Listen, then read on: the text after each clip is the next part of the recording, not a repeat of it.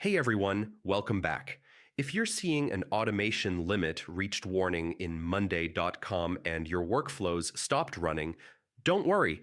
Every Monday.com plan has monthly automation limits, and once you hit that number, automations pause. Let's solve it step by step. Step 1, check your automation usage. Go to your profile picture, then admin, then billing, then usage. Here you can see how many automation actions your account has used this month. Step 2, identify heavy automations. Open your boards, automations, activity log.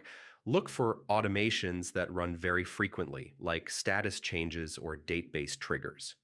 Step 3, reduce unnecessary triggers. Edit automations that fire too often. For example, instead of triggering on every small update, set them to run only when a specific status changes. Step 4, combine automations.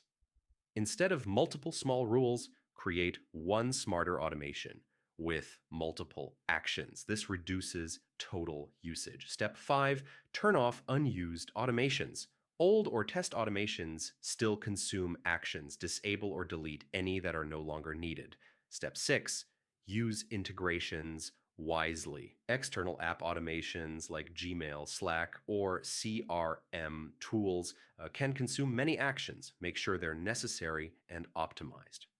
Step 7, wait for monthly reset. Automation limits reset each billing cycle.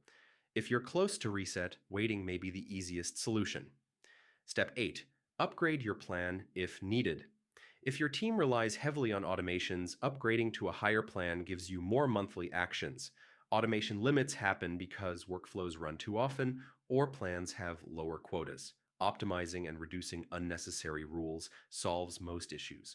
Follow these steps and your Monday.com automations should run smoothly again. See you in the next guide.